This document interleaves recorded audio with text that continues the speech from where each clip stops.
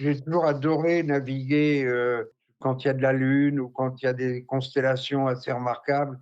C'est-à-dire qu'on n'est pas obligé d'avoir les yeux sur les instruments ou même sur les compas. On voit qu'on est: «Oh beh, je vais mettre, je vais mettre à 10 heures, par exemple, telle, constellation ou la lune», et ça, je trouve ça extraordinaire de simplement avoir, les oreilles dans le vent pour savoir d'où vient le vent et les yeux dans les étoiles, pour garder le bon cap, quoi, voilà.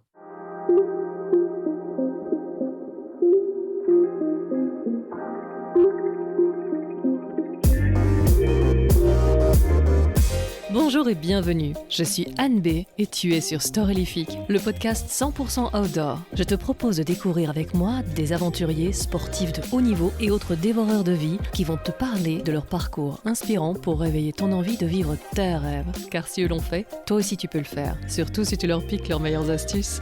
Et simplement en écoutant, tu soutiens déjà la reforestation, car ici, on ambitionne de planter des arbres avec les oreilles. Alors, si ce podcast te plaît, n'hésite surtout pas à le partager avec des amis, ça aide énormément le projet de reforestation qui sous-tend ce podcast. Alors d'avance, je te dis merci. Il y a des hommes qui voudraient dompter les éléments et il y en a d'autres qui se laissent façonner par les vents et marées pour cohabiter en bonne intelligence et ne faire qu'un. Eugène Riguidel est autant marin que militant, grand dévoreur de vie et d'huîtres devant l'éternel. Par conviction, il est capable de se lancer dans une grève de la faim pour une cause qui lui tient à cœur, peu importe son âge. Il a aujourd'hui en effet 84 ans. Orphelin de père, Eugène va se trouver une tutrice inattendue, la mère. Celle qui apprend tant et ne vous permet pas de ne pas prendre la responsabilité de vos erreurs.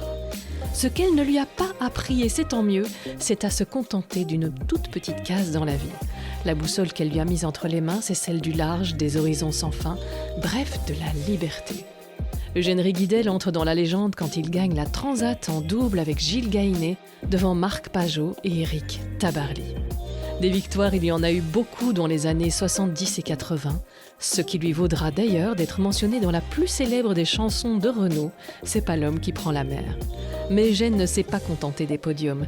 Si l'océan lui offre beaucoup, il n'oublie pas de le lui rendre.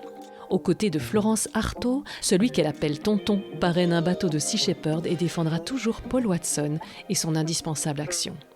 Amoureux de sa Bretagne natale, il défend les menhirs contre les convoitises des promoteurs immobiliers et ça a tout pour me plaire, il fait aussi planter des arbres en souvenir de cet autre navigateur épris de mer et de liberté qui avait fait de même, Bernard Moitessier.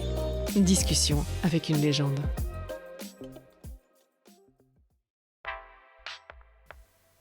S'équiper, c'est bien. Bien s'équiper, c'est mieux. Le cheap qui vous laisse tomber en plein milieu d'une aventure, bonjour la galère et bonjour les déchets. Mon partenaire Ice Adventure propose du matériel et de l'équipement qui dure longtemps, surtout si vous en prenez soin. Sur iceadventure.com, vous trouverez des tas de conseils pour nettoyer, réparer et faire durer votre équipement. Alors, prêt à ne laisser que des traces de pas derrière vous?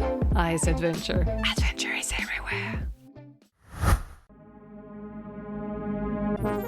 Celui qui a planté un arbre n'a pas vécu inutilement, dit un proverbe indien. Depuis le début de ce podcast, je rêve de transformer mon projet en forêt et je le fais avec l'ONG Graines de Vie et vos oreilles. Et aujourd'hui, j'ai envie de vous parler de leur programme Une forêt pour ma vie qui vous permet de compenser votre empreinte carbone en plantant des arbres. Graines de Vie propose de planter en votre nom 5760 arbres afin de compenser l'empreinte carbone de votre vie. Comment ça marche ? Un soutien étalé sur le long terme est franchement pas cher puisqu'un arbre ne coûte que 50 centimes grâce à leur approche que vous pouvez découvrir à l'épisode 2 de ce podcast. Ainsi, vous aurez planté votre forêt, mais également de l'espoir, du soutien aux communautés locales, de la solidarité, des abris pour la biodiversité et une belle dose d'inspiration pour que demain reste source d'émerveillement. Je vous mets un lien dans les notes pour découvrir ce projet en partenariat avec Storylific. La prix Nobel de la paix Wangari Maathai a dit « Lorsque nous plantons des arbres, nous plantons les graines de la paix et de l'espoir ». Au vu de l'actualité, cela me parle énormément et j'espère que ça vous parlera aussi. Place à l'épisode. Bonjour Eugène Riguidel. Bonjour. Alors, ton histoire d'amour, toujours bien vivante avec la voile, elle a commencé quand tu avais 5 ans. Tu te souviens des premières sensations ? C'était d'abord voir et dire « je veux essayer ». C'était quoi ? Tu as grandi tout près de la mer. Bon, c'est-à-dire on avait déjà les pieds dans l'eau, on faisait des ricochets. après, dès qu'il y avait moyen de monter sur une plate, on était sur la plate et puis voilà, c'est fait, comme les gamins, quoi. Il y en a Ouais. qui en ce moment, il y en a un qui fait du cheval là, dans l'entourage de mon épouse et c'est vrai que c'est extraordinaire de voir, comment les gamins de 5, 6 ans, se rendent directement, dans une activité. Oui, ouais, ouais, tout à fait. Et donc, bah, je disais que justement, tu es orphelin de père et donc tu vas te trouver une tutrice inattendue, la mère, celle qui apprend tant et ne vous permet pas de ne pas prendre vos responsabilités. Tu es d'accord avec ça? Ah bah d'accord, oui, oui, tout à fait. C'est vrai que en bateau, il vaut mieux prendre ses responsabilités, puis connaître un peu le métier, parce que c'est vrai que ça peut vite mal tourner. Ouais, tout à C'est fait. vrai. Ouais, ouais, ouais. Je t'ai regardé naviguer sur certains reportages et j'aime beaucoup parce que tu réponds aux questions en même temps, tu dis tire un peu plus là. Enfin, tu demandes des petits ajustements, tu ressens très fort les éléments. Ça, on sent que tu fais corps avec tout ça et ça, c'est un. C'est ça la chance d'avoir commencé tout gamin, quoi, parce que ça devient une activité instinctive par rapport à quelque chose qu'on apprend quand c'est un peu plus tard, où on est quelquefois obligé de réfléchir, tandis que là, on sent d'où vient le vent directement. Oui, oui, c'était visible. Ça, je dis, oh là là, oui, ça c'est. On sent que c'est affiné là. Alors, la course au large, tu y es venu, c'est un amour de la compétition, c'était une suite logique, c'était quoi la course au large pour toi? Eh bien, en fait, moi, on n'était pas riche, quoi, dans la famille. Et c'est vrai que pour faire du bateau, il vaut mieux quand même, et surtout de la compétition, il vaut mieux avoir les moyens. En fait, c'est pour ça que, parce qu'autrement, quand j'étais gamin, ben, on empruntait les bateaux ou on servait d'équipier à un bourgeois de Vannes ou des choses comme ça. Et je dis souvent on parce que j'ai un frère aîné, c'est avec mon frère aîné de 18 mois de plus que moi qu'on faisait toutes nos aventures en fait. Voilà, Hmm. je l'avais rattrapé physiquement et puis ça fait qu'on était très complices. Et puis après, on a bifurqué, chacun est parti de son côté. Donc c'était en fait un milieu naturel qu'on habitait et du coup dont on profitait au maximum. Oui, oui, oui. Et donc, effectivement, tu disais que c'est grâce à la course et grâce à tes premiers résultats que tu as pu un jour construire même un magnifique trimaran. Ah ouais, oui, bah, c'est vrai que ça s'est fait progressivement. C'est vrai qu'en tant que gamin, bah, avec mon frère, justement, on a commencé à faire du dinghy herbulot ou de la plate en V. Et comme on gagnait des régates, après lui, il a décroché, mais moi, j'ai continué à gagner des régates dans ce domaine. Et du coup, petit à petit et naturellement, les gens m'ont confié des bateaux. Et puis, à un moment donné, ça a basculé parce qu'il y a le journal L'Aurore qui a créé la première course en solitaire française, en fait, en 1970. Et je m'y suis inscrit et après, bah, c'est devenu quasiment professionnel, quoi, voilà. Alors, va pas être possible d'évoquer toutes les courses que tu as faites, évidemment, mais tu peux m'en énumérer quelques-unes auxquelles tu as participé et me dire ensuite c'est laquelle t'as préférée et pourquoi. Alors, oui, bah, c'est-à-dire qu'effectivement, en 70, j'ai commencé à faire du solitaire, c'est ce que je préfère comme discipline. Mais en 1971, on s'était rencontrés à plusieurs solitaires autour de la course du Figaro, là, Mhm. et à une escale, j'avais offert un apéro sur mon bateau. On était 4 ou 5 et on a décidé de monter une opération. À 5, on s'est mis d'accord pour louer un bateau et participer à la course Cape Town Rio. En fait, on a gagné cette course alors que le jour du départ, on a cassé le mât d'artimon, c'était un ketch, Ah, le bateau. Et on a cassé le mât d'artimon. On a mis très longtemps à le réparer parce qu'on avait démonté les banquettes du carré et tout ça pour faire une poutre, pour manchonner le mât. Mais on n'avait pas de rabot. Alors il a fallu façonner cette pièce de bois très très dure au couteau, quoi. Alors on se relayait à 2 ou 3 acharnés 24 heures sur 24, il y a quelqu'un qui maniait le couteau pour arriver petit à petit à la forme idéale sur 80 centimètres de long. Et donc, au bout de quelques jours, on a réussi à remettre le mât d'artimon en place. Et du coup, on a pu renvoyer la voile d'étai, donc c'est une voile entre les deux mâts, et revenir sur la route. C'est-à-dire que quand on a dématé, comme on n'avait pas de voile d'étai, on faisait une route un peu plus loffée. Et ça a été une option, ça a été un coup de chance en même temps, quoi. Extra. Donc c'est cette course-là qui t'a marqué justement parce que ça a été le bricolage, le challenge. Oui, et puis surtout, bon, après, moi, je me suis adonné plutôt aux courses en solitaire parce que je préférais ça. Et c'était plus facile de trouver des sponsors Le solitaire. pour financer le bateau. Mais petit à petit, quoi, je me suis investi dans le solitaire, à la recherche de sponsors, à monter des opérations de plus en plus importantes. Et pour finir, sur la construction d'un trimaran de 27 mètres, qui a été mon meilleur bateau. Hmm. Même si c'est pas celui avec lequel j'ai eu les meilleurs résultats, parce que j'ai toujours eu des budgets un peu légers. Mhm. Donc, bon, mais autrement, ça a été formidable, quoi. Puis j'ai eu la chance alors d'avoir pour partenaire Gilles Gainet, qui était un super copain et un super régatier. Et on a eu la chance de gagner la 30 en double devant Tabarly et Pajot en 79. Et là, à l'époque, il suffisait de battre Tabarly pour passer à Pour entrer dans la l'échelon légende. supérieur. Ouais, ouais, ouais, tout à Oui, fait. Ou passer franchement. dans les chansons. D'ailleurs, tu aimes chanter. En plus. Et bon, bah ça, je suppose qu'on te le ressort à chaque fois. Effectivement, tu es dans la plus célèbre des chansons de Renaud, qui t'a demandé si ça te dérangeait pas trop, si ça te faisait pas chier. Je crois qu'il a dit même carrément Ah, mais de te mettre dans sa oui, chanson. Voilà. je vois que tu as tout retenu, enregistré, écouté ou quoi? Parce que franchement, Bah tu as l'air écoute, d'être très au courant. moi j'aime bien, bien Je préparer, oui, donc c'est une question de vois respect ça. pour moi. Voilà. Et puis Ah bon. ben, ah ben, ah ben, merci beaucoup. Et de toute façon, effectivement, ça a été très important finalement pour les jeunes. C'est-à-dire que moi, j'ai une notoriété que je n'aurais pas dû avoir dans des classes d'âge plus jeunes que moi, beaucoup même. Par la chanson de Renaud, parce que c'est fort. Hein, Ah ouais, bon.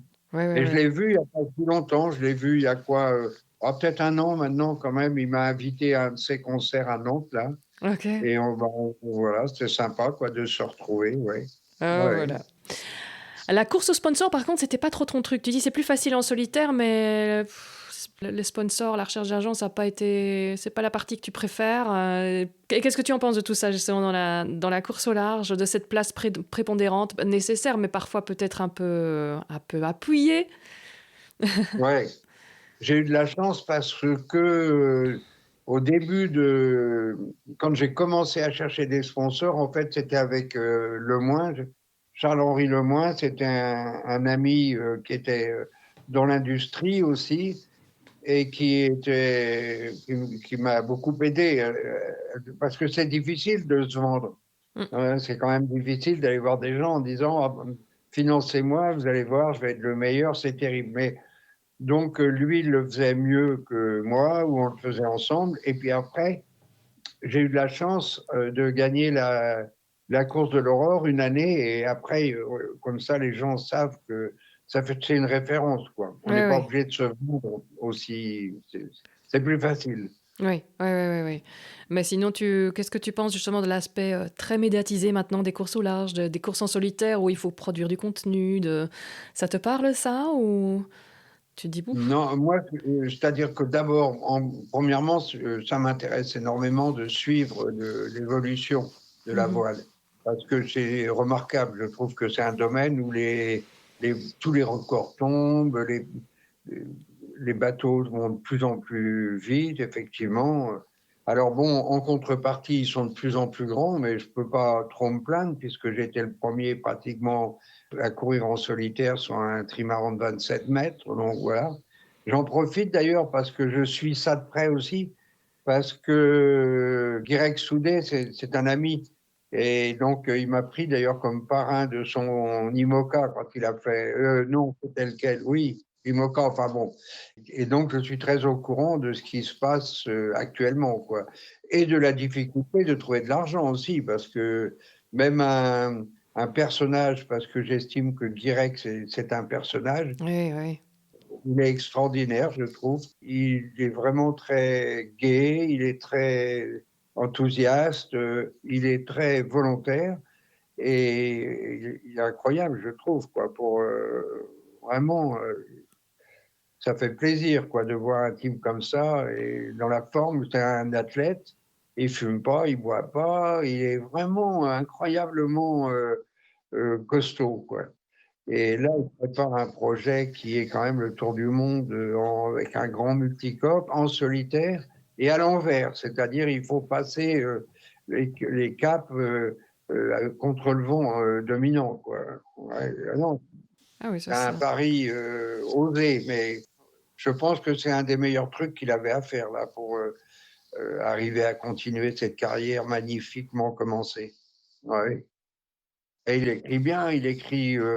Enfin bon, c'est un phénomène, quoi. Voilà. Très intéressant, c'est vrai. J'avais été voir aussi son espèce de drôle d'embarcation là, au départ du Vendée Globe cette année, enfin l'année passée. Il y avait son embarcation quand il avait fait une traversée dans un. À Ah, l'aviron, ouais, c'est ça, c'est ça. Ram. Oh là, ah oui. Ouais. L'aller-retour en plus. Ah non, Oui, mais oui, oui, oui, oui. Il y en a qui ont peur de rien, tout à fait. c'est un phénomène.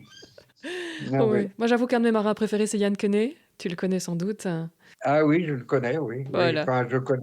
Un peu. Moi, enfin, je trouve que voilà, rien à prouver. C'est juste un énorme amour de la mer. Ah C'est ben, beau. c'est Ouais. Baluchon. Oui, c'est ça, son petit baluchon. Ouais. Je trouve ça une. Mais j'ai vu, il est en Australie ou je sais pas où en ce moment. Il est incroyable, lui, comme type. Oui, Oui, oui. moi aussi, je l'ai rencontré une ou deux fois, oui, notamment une fois à Lorient, Mhm. où il présentait, je crois, son document. Enfin bon. On a été manger des moules à Bruxelles avec lui. Voilà, Ah on pourra oui, faire ça aussi si tu veux, avec grand bah, plaisir. j'espère bien. Mondialement réputé quand même en Bah Belgique. oui, je sais pas si ça battra tes huîtres sauvages que tu vas cuire chez un copain au restaurant. Là, j'ai vu la recette. Ah Ça, oui? je suis pas sûre qu'on fera aussi bien, hein, parce que quand même. Mais ça, c'était pour la petite Ah blague, la ouais, petite parenthèse. Mais oui, mais sinon, on peut s'arranger, ça y a pas de souci. Alors, Amandine, ma petite fille de 10 ans, avait enregistré une question pour toi. figure-toi que c'est Marie Artaud Se faire qui l'a fait. interrompre par Marie Artaud. Eh ben ça, Ouais, parce que écoute, c'est un on- plaisir. elle est charmante. Ah bah oui. Elle est charmante, Marie. Et donc, tu la connais très très bien parce que ben, Florence, elle t'appelait tonton. Oui, exactement, oui. Ouais. Apparemment, Florence avait en tout cas un de ses pieds à terre chez toi à un moment. T'as sa boîte aux lettres et. C'était plutôt chez Jean le Rouzic. Ah d'accord. Il a une grande maison, c'est le Toubib de la Trinité-sur-Mer, c'est un ambassadeur. Il a accueilli les marins du monde entier. Mhm. Et on vient de fêter son anniversaire le week-end dernier. C'est vraiment un personnage extraordinaire. C'est un ami très cher, oui, D'accord. en effet. Et il me semble qu'il y avait quand même une histoire où une fois elle voulait rentrer chez toi, ou c'est là-bas alors, et qu'elle avait pas les clés et qu'elle était rentrée par la fenêtre pour aller se reposer. C'était dans la maison de Jean le Rouzic, parce qu'elle Ah avait une voilà. chambre dédiée dans cette grande maison sur les quais de la Trinité-sur-Mer. Et puis bah là, où effectivement, elle s'était même démis le coup. Elle est partie au départ d'une course avec une Minerve. Hein, ouais, ouais. C'était un phénomène, Florence. C'est une femme extraordinaire. Oui, tu parles souvent des gens qui sont joyeux, mais tu l'es toi-même. Donc, Euh, oui, j'ai tendance. Bah là, en plus, on a beau temps en Bretagne en ce moment. Alors évidemment, la vie ça est rend belle. joyeux. Oui. Mais j'ai vu aussi que tu disais que... attends, plus de fioul, moins de vin rouge. C'est vrai, c'est une de mes boutades, mais c'est tout simplement parce que je mets pas de moteur sur les bateaux. Oui. C'est-à-dire que même sur le William Sorin, là, de 27 mètres, là, à un moment donné, il nous avait obligés à mettre un moteur. Donc, j'avais trouvé un tout petit moteur diesel, le plus petit diesel que j'avais trouvé. Et dès que ça a été. Après, ils ont supprimé cette obligation. je l'ai débarqué. Et Mmh. sur les plates en V, là aujourd'hui, je vais aller naviguer en plate en V, là, avec Marie Artaud, justement. Eh bien, on a l'autonomie du bateau en godillant et en ramant, quoi. Et donc, pour ceux qui ont des moteurs, je leur dis souvent, plus de fuel, moins de vin rouge. Et voilà, c'est comme ça que cette phrase est devenue célèbre Tout ici. à fait. Et la godille, c'est une de tes spécialités? Parce que ma petite fille demandait c'était quoi tes spécialités sur les bateaux. On va déjà du coup parler de la godille puisque tu en parles. Bah, y a pas besoin de moteur quand on a la technique. Donc que t'as même mis encore la pâtée à des petits jeunes à 70 ans. T'avais encore remporté une course à la godille. C'est vrai, à 78 ans, Ah, parce qu'en fait, 78, excuse, ouais.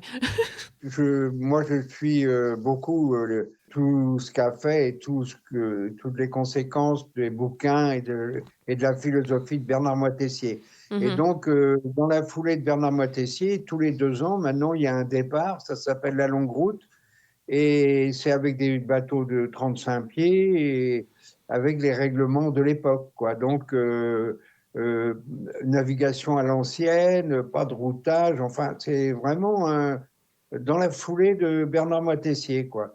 Et les organisateurs de cette course ou la commune, je ne me rappelle plus, m'avaient demandé d'organiser une course d'aviron et une course de godille pour que on puisse s'amuser un peu aussi en attendant le jour du départ. Donc, j'avais participé à l'aviron. J'avais fini troisième de la course d'aviron, mais la course de godille, c'est moi qui ai gagné. Mais c'est parce que, effectivement, j'ai mis le paquet, quoi, dès le départ. Et puis, j'ai passé la bouée en tête et personne n'a réussi à me rattraper. Ça fait que je suis très fier de cette victoire parce que la godille, c'est quand même bien costaud comme discipline. Ouais, c'est vrai, c'est Ouais. intéressant. Très intéressant comme technique. Moi, ça m'a toujours fait rigoler aussi de godiller, puisque toute ma vie, j'ai godillé un peu partout dans le monde. Très souvent, les gens vous regardent avec des yeux exorbités. Ah, mais qu'est-ce que c'est que ce mec? Qu'est-ce qu'il fait? Parce que ce n'est pas une technique universelle. Mhm. On voit beaucoup de Bretons naviguer, mais c'est relativement rare Ouais. ce mode de propulsion. Ouais, ouais, Et ouais. je trouve que c'est très élégant. Bon, c'est réservé à des petits parcours, mais en plus, ça peut permettre de continuer à progresser alors qu'on vient de casser un avion. On peut continuer avec un seul avion. Enfin bon, j'aime beaucoup la godille et grâce à Gilda Flao notamment ou Cédric Chauveau, et ils ont fait ce qu'on appelle le championnat du monde de godille qui se passe à Groix tous les ans. C'est une discipline qui a été relancée par Gilda Flao et Cédric Chauveau et les gens de Groix. Alors il y a maintenant des nouveaux avirons et tout ça, c'est quand même incroyable de voir les progrès. Toujours bien vivant. Comme dans la voile, tous les records tombent, mais également à la godille, ça va de plus en plus vite.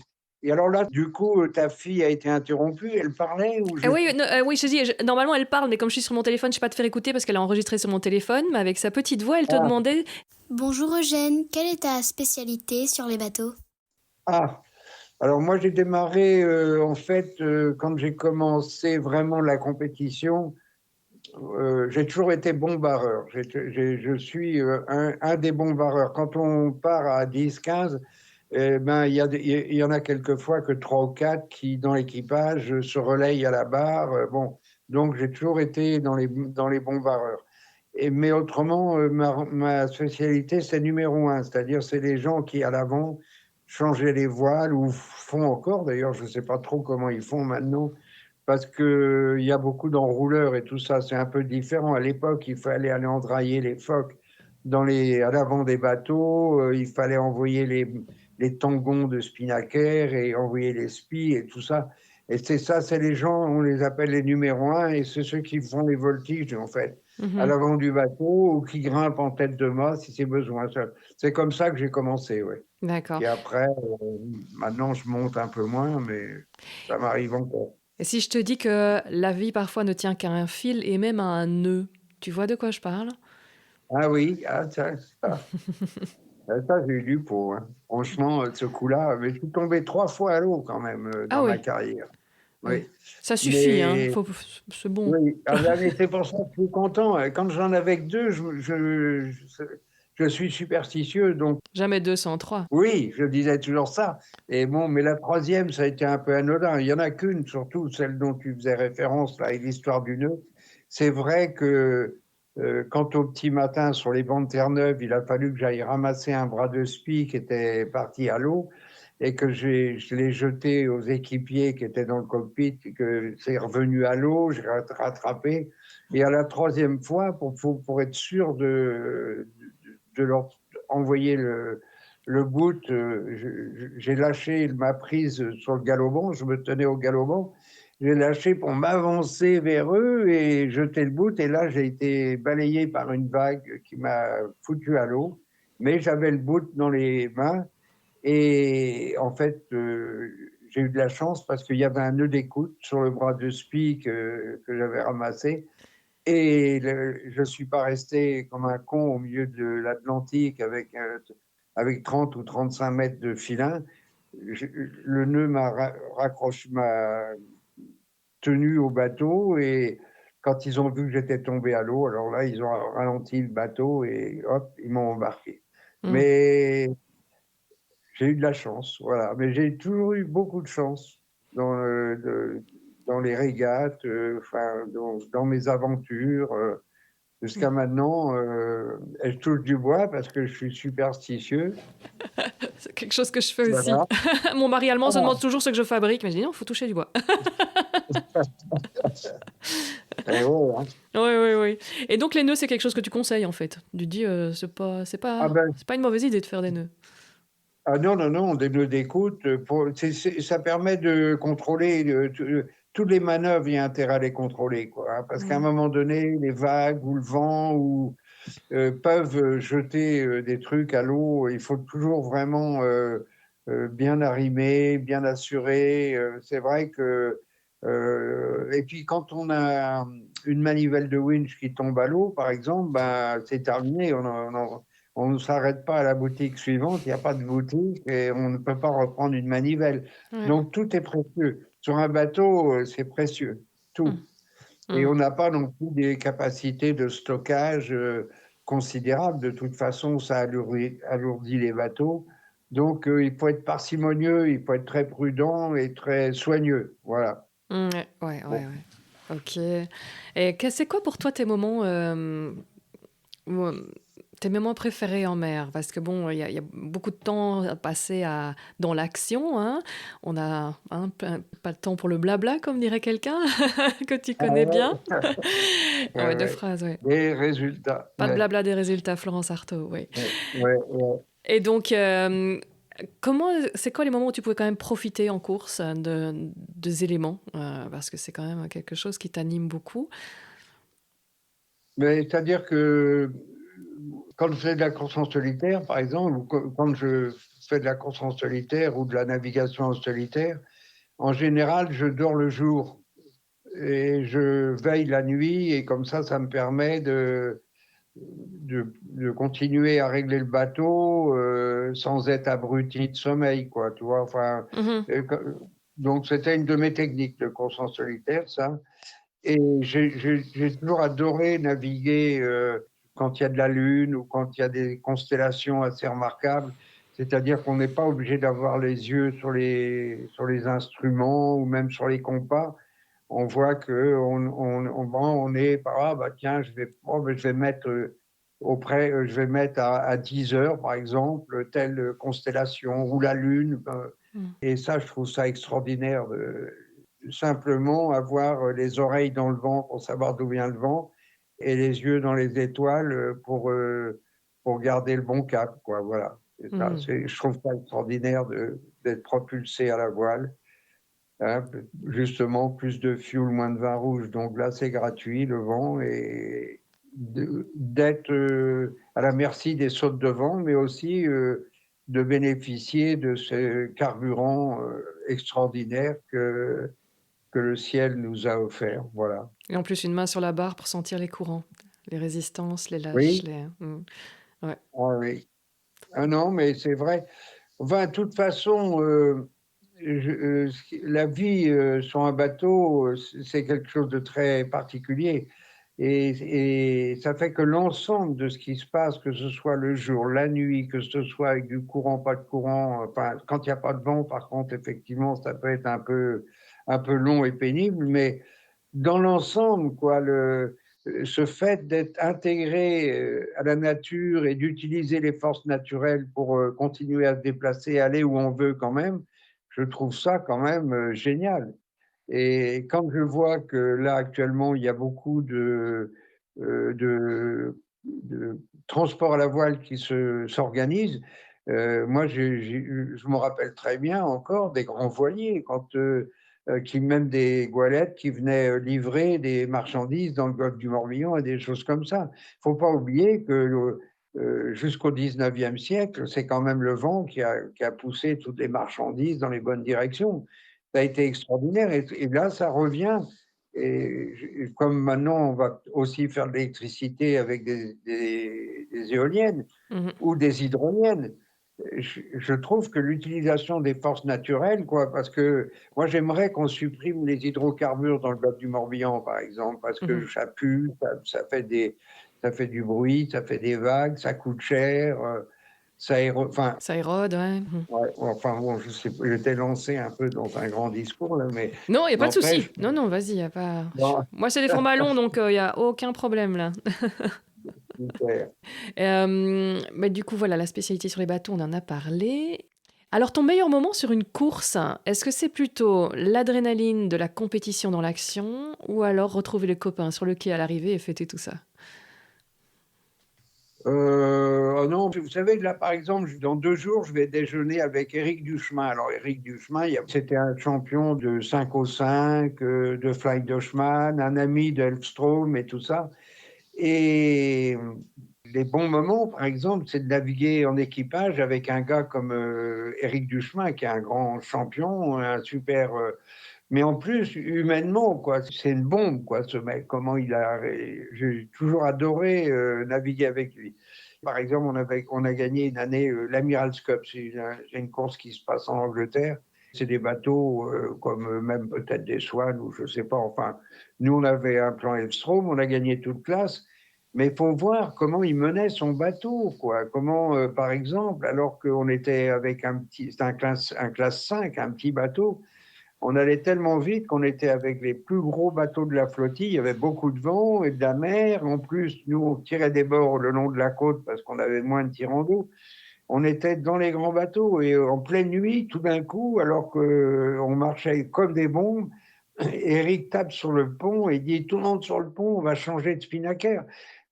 Pour en envoyer un peu plus grand encore, quoi. J'ai jamais vu personne d'autre mener. Si, peut-être Alain Maupas, quand on a gagné en 71 le Captain Rio avec un superbe bateau. Là, nous étions 11 là, sur ce bateau-là.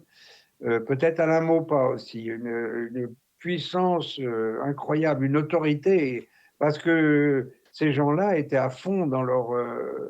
Ils donnaient le maximum aussi, quoi. Donc, ils pouvaient tout demander à l'équipage. Parce Mhm. que c'est ça, la course en équipage. Oui, oui, oui, il faut un leader inspirant. Ouais. Ah, bah oui, oui. Moi, j'ai toujours été tellement content de partir. Quand c'est les courses en solitaire, ça fait des mois qu'on prépare un bateau, donc on le connaît. Quelquefois, moi, j'avais hâte de partir, effectivement. Mais j'étais tout le temps à la bourre parce que avant d'être vraiment professionnel et détaché de toute autre servitude, j'étais toujours un peu en retard, quoi. J'étais pas Mhm. le coup préparé. Ouais, bah oui, oui, oui. T'avais d'autres obligations sur le côté. Ouais, ouais. Voilà. Toi, tes courses préférées, c'était en équipage ou c'était en solitaire? Non, moi, j'ai toujours adoré le solitaire. C'est Mhm. vrai que. Et puis, je me suis mis au solitaire justement parce que j'ai vu des courses qui ont été perdues ou compromises par des gens pas suffisamment impliqués, quoi, ou pas assez talentueux ou pas assez impliqués. En solitaire, tu es encore plus responsable du résultat, quoi. C'est pour ça que tu ne peux pas reprocher à quelqu'un de t'avoir fait perdre une course, mais non plus tu ne peux pas lui reprocher de l'avoir gagnée. Ouais. Qu'est-ce qui fait un bon marin? Alors un bon marin, et c'est marrant parce que moi j'ai toujours réfléchi à cette question et j'ai eu la chance de fréquenter Tabarly et Alain Colas. Et Tabarly et Alain Colas, c'était les têtes d'affiche et la grande rivalité, quoi. Mm, Et je pense que Alain Colas avait beaucoup de volonté et avait progressé énormément, mais les meilleurs, quand même, c'est ceux qui sont d'instinct, comme Tabarly, par exemple, tu vois, comme, ou d'autres. Bien sûr, il y en a d'autres, hein, comme Guirec Soulet, mais il y en a d'autres, beaucoup ouais. d'autres. Mais il y a des gens qui viennent un peu tard et qui viennent parce qu'ils ont participé avec un équipage, ils ont gagné du terrain petit à petit et tout ça. Mais il y a des gens, et ça, c'est ceux qui commencent très jeunes, et qui sont d'instinct. Mhm. Ils sont dans l'instinct, ils sont pas du tout dans la technique, quoi. Ils sont ultra techniques, mais ils sont surtout instinctifs. Mhm. C'est ça qui fait la différence entre certains personnages. Voilà. C'est pas ceux qui savent ce qu'il faut faire, mais qui sentent ce qu'il faut faire, alors. Oui, effectivement, c'est ça. Ouais, ouais.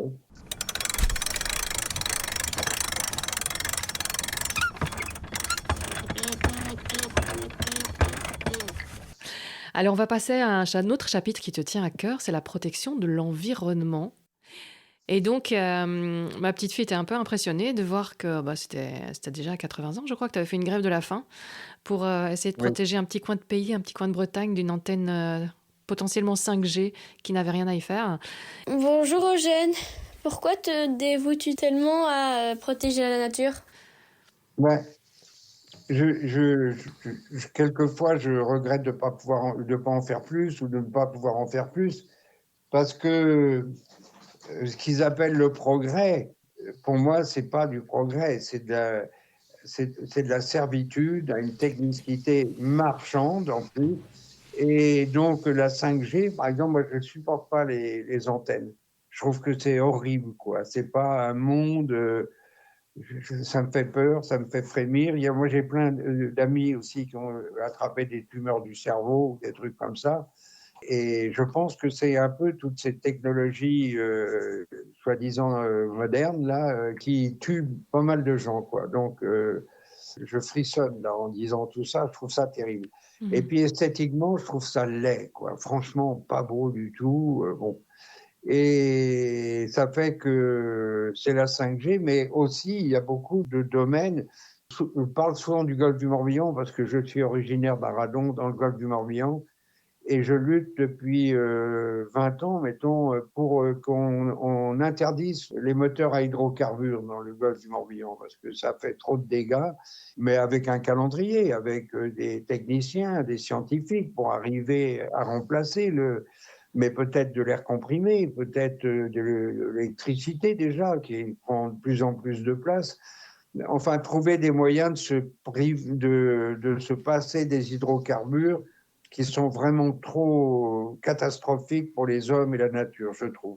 Ouais. Donc voilà, c'est pour ça que j'ai pas l'intention de réduire cette action écologique, quoi, parce que c'est la moindre des choses. Quand je vois ici, on habite à la campagne avec Brigitte, bon, quand je vois que là, la nature est florissante, il y a plein d'oiseaux qui traversent le jardin, on a même, il y en a qui chantent un peu tôt le matin, mais ça, c'est plutôt les coqs et les poules que les oiseaux.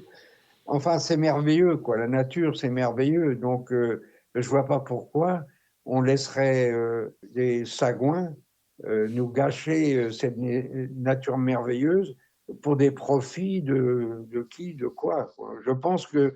Alors, moi, j'ai une formule souvent quand on parle de croissance ou de décroissance. Moi, je suis ni pour la croissance, ni pour la décroissance. Je suis pour la recroissance, c'est-à-dire que je suis pour la réappropriation des besoins essentiels de l'homme, mais pour tous les êtres humains. Je suis citoyen du monde, et ça veut dire que au lieu de dépenser les 2 tiers ou les 3 quarts de l'énergie humaine à faire des missiles, des bombes et des sous-marins nucléaires et compagnie, je pense qu'il serait intéressant qu'on fasse la recroissance, la réappropriation. Il faut pouvoir habiter, il faut pouvoir manger, il faut pouvoir dormir, pour que tous les êtres humains puissent bénéficier de cette nature et qu'il faut la préserver. Parce qu'il y a des sagouins, il y a des gens qui ne pensent qu'il y a des goinfres, il y a des sagouins, il y a des pourris, enfin bon, mais pas beaucoup. C'est une minorité, mais il ne faut pas non plus laisser cette minorité nous gâcher les paysages et la vie, quoi. C'est tellement beau. C'est pour ça que le bateau à voile, c'est extraordinaire comme activité, parce que d'abord, c'est souvent silencieux, et puis après, c'est dans des horizons extraordinaires. Euh, le soleil n'est jamais aussi beau que sur la mer, c'est vrai. Enfin bon, alors la question, c'était, tu me demandais pourquoi ah oui, Oui, pourquoi je pourquoi? militais. Oui, parce Ah, oui. elle était étonnée que tu ailles jusqu'à faire une grève de la faim à ton âge. Donc, c'est Ah, ça qui l'a. Parce que ah, si oui, on oui. défend pas mal la nature aussi, hein, mais oh là là, quand même. Ouais, Pourquoi avec ouais, autant non, mais d'acharnement? il y a pas d'âge pour profiter. Et puis alors, une dernière chose, c'est que moi, je milite énormément, c'est vrai, et dans plein de domaines différents, mais ça fait que alors, je suis très occupé, mais du coup, je ne fréquente que des gens qui sont dans le même état, même si c'est dans un domaine, puis le lendemain dans un autre ou quoi. Mhm. Ça fait que il n'y a pas le temps d'être désespéré quand on s'occupe de ça. On ne peut être qu'enthousiaste Mhm. et comprend, c'est comme avec un bon équipage, quoi. Quand on est dans un groupe, et surtout, c'est que c'est souvent long. Dans Menhir libre, il a fallu batailler 15 ans pour arrêter les appétits des faiseurs de Menhirland et tout ça. Bon. Et on ne fréquente que des gens qui sont dans le même état d'esprit. Donc moi, très souvent, j'ai des crises de fou rire ou des trucs comme ça parce que. Et puis en plus, quand on tient bon, on gagne. C'est ça qu'il faut que les gens sachent. Alors ça peut être pénible, ça peut être long, ça peut être pénalisant pour d'autres domaines, mais à un moment donné, on gagne, quoi. Parce que j'espère qu'on va encore gagner pour la paix, là, parce qu'en ce moment, mais peut-être qu'on est en train de. Je sais pas. Le monde est dangereux parce que c'est la revanche des machines. C'est-à-dire Mhm. que les hommes ont fait des machines, beaucoup, des machines terribles, certaines, et souvent elles sont en leasing. Alors il faut que ça serve. Alors moi, ça me fait peur. Ça me fait très très peur de voir quelle option technique, technologique et politique que les hommes prennent, quoi. Mhm. Avec Et Florent. moi, avec Florence, c'était extraordinaire. Et par exemple, effectivement, d'ailleurs, j'avais fini par changer, parce elle chantait super bien, Florence. Elle a chanté avec Bachelet, mais dans la vie, elle Mhm. chantait énormément dans la vie, et elle chantait beaucoup la chanson du Forban. Et Mhm. la chanson du Forban, c'est le refrain, il est terrible, c'est je bois, je chante et je tue tour à tour. Alors je dis, Florence, quand même, faut arrêter de chanter ça, parce que pour des pacifistes comme nous, ça passe pas, quoi. Alors Mhm. j'avais changé les paroles et je lui avais proposé, et après on ne chantait plus que comme ça.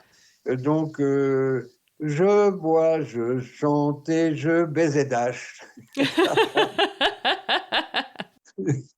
Et vous militiez pour C'est qu'il y raté. ait un ministère pour la paix en France. Je milite pour la paix, oui.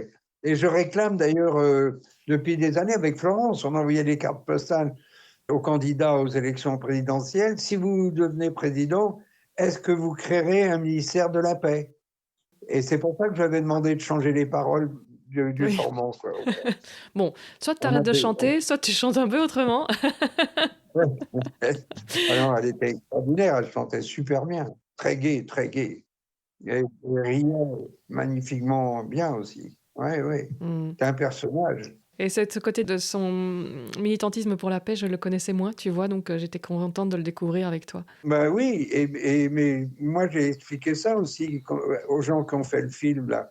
Mhm. Et moi je suis allé avec José Bové, on est allé manifester à la voile pour empêcher des forages d'hydrocarbures en Méditerranée, par exemple. Mhm. Et j'avais expliqué tout ça. Et on est allé s'opposer au massacre des globicéphales aux îles Féroé. Quoi d'autre? Enfin, elle nous a aidés à Menhir libre. Enfin bon, on a milité beaucoup. J'avais expliqué ça. Après, il n'y a pas un mot là-dessus dans le film qui a Ouais. été fait. Donc j'espère que sa fille Marie Artaud aura l'occasion de prendre témoignage de ça, de cette partie-là, et de la vie de Florence, parce que c'était ça, Florence, c'était une femme de conviction, avec une moralité implacable et une parole extraordinaire. Voilà, enfin bon, j'arrête, je ne vais pas non plus... Effectivement, c'est un personnage qui dévorait la vie. Et quand on dit quelqu'un est plein de vie, avec elle, ça prend tout son sens. Ça débordait de Ah partout. ben ça, Ça débordait carrément. partout. Ouais.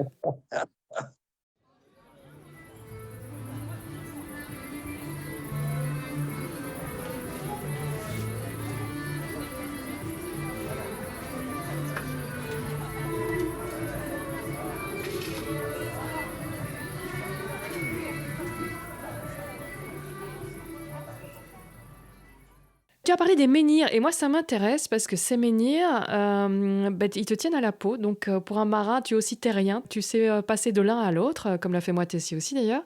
Mais donc les menhirs, ça m'a intéressé parce que tu les expliquais comme je ne les avais jamais entendus expliquer, et tu les pratiques aussi. Oui, Donc tu peux nous en parler de ton rapport avec ces menhirs bretons. oui. En fait, quelquefois on dit on la descend. Moi, j'ai l'impression de descendre des pré-celtes. Mhm. Les pré-celtes, c'est les êtres humains qui étaient donc là avant les Celtes. Moi, je les appelle les indigènes de la péninsule armoricaine. C'est-à-dire que c'est eux qui ont construit les mégalithes. Et après, ils ont disparu parce que c'était une tradition orale. Ils ont disparu. On ne sait plus qui c'était, ni qui a fait ça, pourquoi et tout.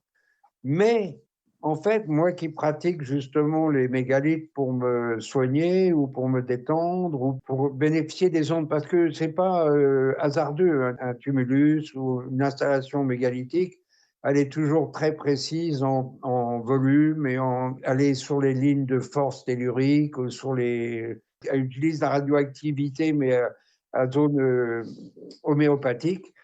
Si bien que moi, par exemple, si maintenant, ça fait très longtemps que ça n'est pas arrivé, mais quand j'avais mal au dos, j'allais passer 10 minutes, un quart d'heure dans certains mégalithes et je sortais sans mal au dos, quoi. C'est fou, hein? Ou pour me remonter en énergie, par exemple. Il y en a quelques-uns, il y a quelques mégalithes qui sont... Alors, il y a beaucoup de mégalithes qui ont été détruits. Il y a encore un an ou deux, là, il y a la mairie de Carnac a fait démolir 39 menhirs quand même pour mettre un monsieur bricolage à la Oui, place. ça, j'en reviens pas. Alors, Ça, je dis quoi? Ça arrive des choses pareilles? Je l'ai appris ça mais en regardant oui, les documentaires. Tu te dis, mais c'est dingue ça. non, mais c'est dingue, mais c'est comme ça. Mais pourquoi? Et l'autoroute, là, je sais plus comment ça s'appelle d'ailleurs, cette autoroute, le 39 à La 39. 69 dans le sud de la Ah, France? 69, quand Oui. même. Mhm. Des centaines d'arbres abattus et tout ça. Comment ça peut se faire? Heureusement qu'il y a les écureuils et tous ces gens. Admirable, J'ai ouais. oublié comment ils s'appellent, là, que j'ai eu au téléphone il n'y a pas longtemps. Ils se battent, mais ils se font estropier, ils se font assassiner. Enfin bon, c'est terrible. C'est pour ça qu'il y a une confrontation considérable. Mais moi, je Mhm. crois qu'il ne faut pas lâcher. Alors donc, les mégalithes ont été mis en place par les préceptes. Après, ça a été mis à mal par tous les... Moi, je prends en Bretagne, par exemple. Bon, la Bretagne, bon, les Celtes sont arrivés, ils ont dû déjà faire un peu le ménage dans les mégalithes et puis dans la population des pré-Celtes. Après ça, il y a eu quand même les Anglais, les Allemands, bien sûr, enfin les nazis, Mhm. excusez-moi les Allemands, je voulais parler des nazis. Il y a eu les Français aussi qui ont occupé la Bretagne et qui ont quand même pas mal modifié les paysages. Et puis, ah ben maintenant, c'est les capitalistes. Alors, les capitalistes, maintenant, ils vous démolissent un paysage pour mettre des éoliennes considérables. C'est militaro-industriel, c'est pas pour le bien-être des êtres humains, c'est pour leur business, pour le capitalisme. La guerre qui va peut-être avoir lieu, je croise les doigts et je Touchons prie du pour bois que à ce soit nouveau. du bois à nouveau, oui, oui, c'est vrai. Et que ça a sauvé le capitalisme plusieurs fois déjà, la guerre. C'est quand Mhm. même des abrutis, c'est des monstres. Et donc, c'est pour ça que le monde est en danger permanent. Mais on peut quand même aussi peser dans la balance. Voilà, il faut quand même savoir, et Je dis ça aussi beaucoup aux jeunes, quoi. Amusez-vous, choisissez ce que vous aimez, vivez-le, et ne vous laissez pas menotter par le capitalisme et le travail et tout ça. Non, il y a la vie c'est multiple, c'est formidable, on peut choisir, on devrait pouvoir choisir. Et la démocratie devrait pouvoir permettre d'imposer tous ces choix. Donc, il faut y aller, quoi. Voilà, il faut y aller. Et il faut s'amuser, et il faut bien manger, et voilà, quoi. Bon, Formidable. C'est quoi une vie réussie dans le fond? bah, c'est une belle vie. Une belle vie, c'est... Ah ben moi, je suis content, hein, parce que je suis né orphelin, mais j'ai eu la chance, grâce aussi aux femmes qui m'ont élevé, et grâce aux gens que j'ai fréquentés, et grâce à la Bretagne, qui est quand même un territoire extraordinaire. C'est pour ça que je suis de plus en plus attiré par le fédéralisme aussi, les régions, le régionalisme, mais c'est... Moi, si je vais en Italie, c'est parce que j'aime les pâtes italiennes. Mmh. Enfin bon, pour dire que le régionalisme, c'est fondamental. C'est comme les bateaux. Les bateaux, ils ne sont jamais mieux et aussi efficaces que quand ils ont été dessinés par un architecte qui connaît le terrain, qui fait pour le local. Une plate en V, ça a été fait par un mec d'Arano. C'est un bateau merveilleux, totalement adapté au plan d'eau. Oui, oui, oui. Non, le régionalisme, plutôt que de ça n'est pas nécessairement, se mettre des œillères et rejeter, l'extérieur. Je pense que si on a des racines profondes, on est d'autant plus ouvert parce qu'on sait qui on est, je pense en tout cas. Ah ben évidemment. Si ce n'est pas ça, c'est que c'est mal compris, mais le régionalisme, non, avoir une identité dont on est fier, c'est important pour s'ouvrir également, je crois, et avoir quelque chose à offrir peut-être aussi. Exactement ça.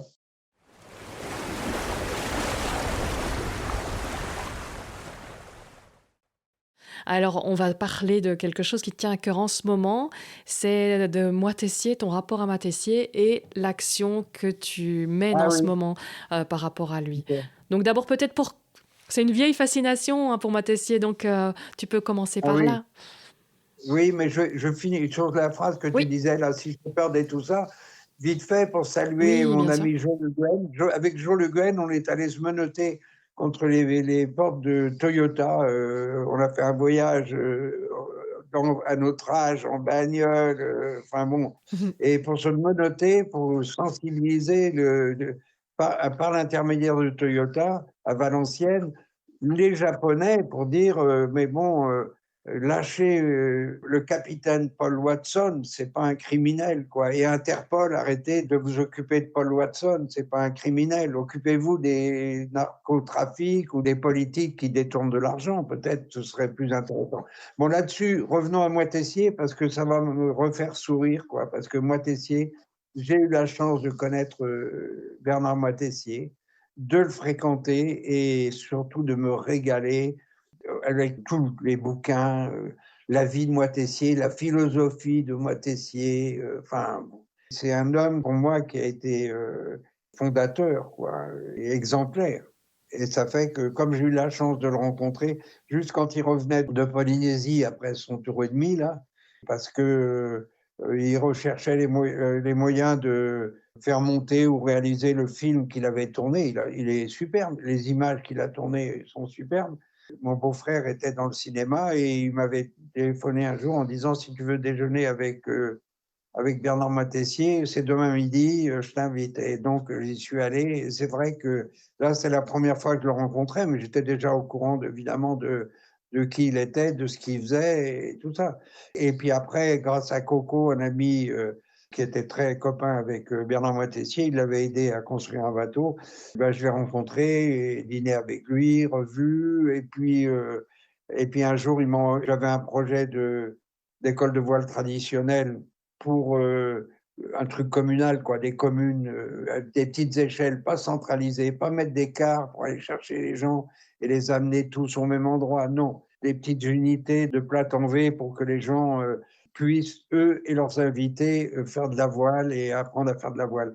Et donc, c'était un projet. Et Coco, donc notre ami, elle lui en avait parlé et il m'a envoyé une lettre en disant, ben voilà, pour la première fois de ma putain de vie, je suis riche. Alors, si c'est pas pour aider les copains, et il m'avait joint un chèque de 4 briques, quoi, 4 millions d'anciens francs. Alors Ah bon, ouais, après, OK. mais c'était pas rien, quoi. Ouais, C'était quand ouais, ouais. même vraiment une belle somme, quoi. Voilà. Mmh. Donc Bernard Moitessier, en plus, j'avais revu, enfin plusieurs fois, évidemment, quoi. Et donc, du coup, comme c'est le 100e anniversaire de sa naissance, là, cette année, jusqu'à la fin de l'année, là, je m'attache à reproposer les armes de la solidarité il avait écrit, j'ai la lettre, là, en 1980, il a écrit à tous les maires de Papeete, il était là-bas, pour dire planter des arbres fruitiers sur les parties communes pour que enfin, après il explique un peu plus, mais pour que les gens, les voyageurs ou même les vagabonds passent, cueillent un fruit sans se faire tirer dessus, quoi. Il finit la phrase en disant ces arbres vont grandir comme pourra grandir l'intelligence du cœur. Voilà, c'est ça, c'était Mmh. ça la philosophie de Moitessier. Et donc pour moi, c'est un personnage considérable. Ça s'appelle l'arme de la solidarité. Donc, c'est altruiste, c'est simplement on plante un arbre et puis peut-être dans 25 ans, un affamé va se sauver la vie parce qu'il va pouvoir manger une pomme, une poire ou un Scooby-Doo. Non, pas de Scooby-Doo, c'est une blague. Je la connais cette chanson, je la connais.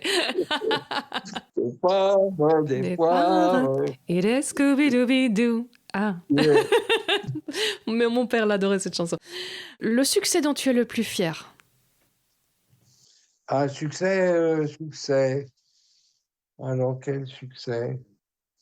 Bah, déjà d'avoir épousé Brigitte, hein, c'est quand même un Ah, gros succès, hein. magnifique, magnifique. Oui, ça demande toujours de redéfinir le succès, donc c'est toujours intéressant de voir ce que les personnes qui répondent vont considérer comme un succès. Donc voilà, bah, là, bien joué. Alors, l'échec qui t'a le plus appris? Alors, l'échec.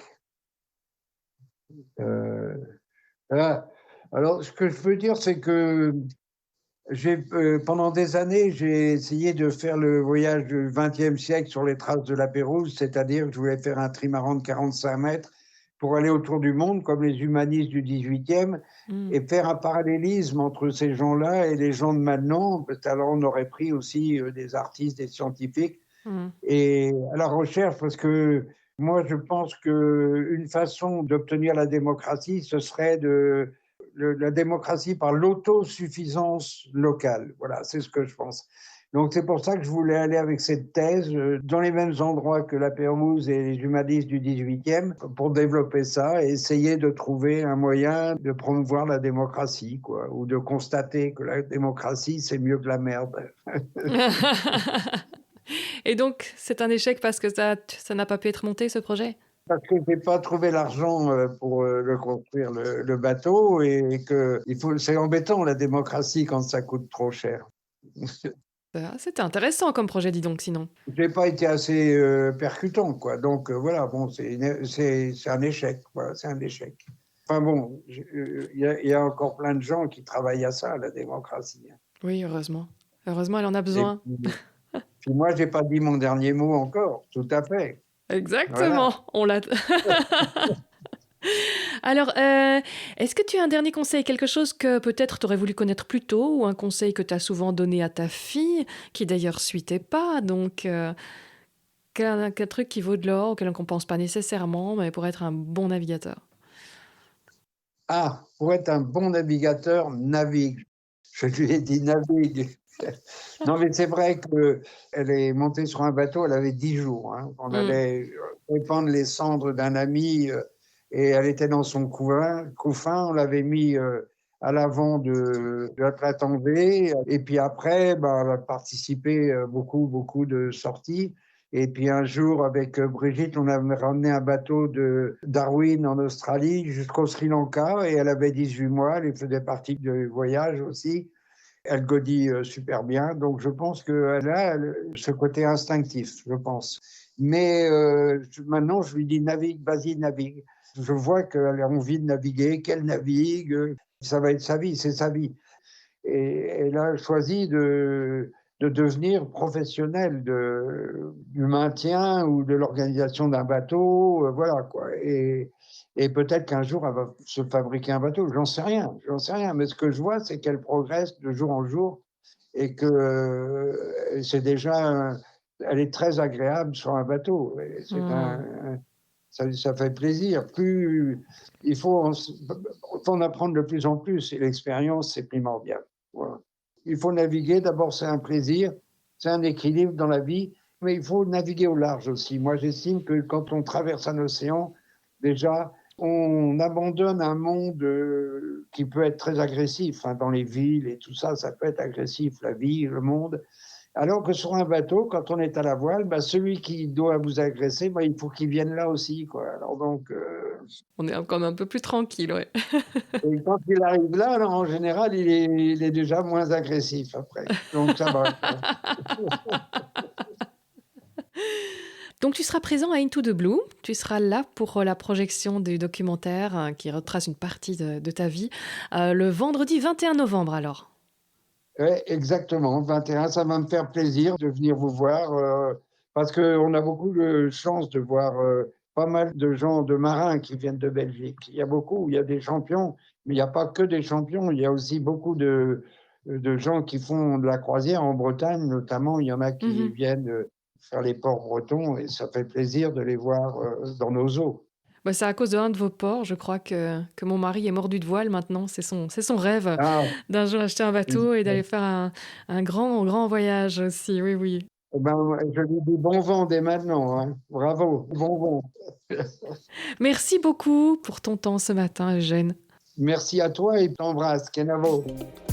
Si cet entretien vous a donné envie de rencontrer Eugène, il sera présent à Bruxelles au festival Into the Blue pour la projection du film retraçant son parcours, Entre vents et marées, le vendredi 21 novembre. Cela se passe à Volubilis et vous pourrez également y rencontrer Denis Van Weinberg, notre Belge du Vendée Globe, ainsi que le papa de Violette d'Orange, tous deux y présentant un film et qui sont les invités de Storylific dans les prochains épisodes.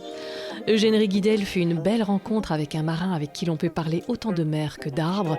Nous espérons d'ailleurs que cet épisode pourra donner l'envie à certains de planter quelques fruitiers dans leurs villes ou villages et à le faire savoir à Eugène. Quant à nous, il ne reste plus qu'à essayer de lui prouver que les moules se défendent pas mal non plus, même si ce ne sont pas des huîtres.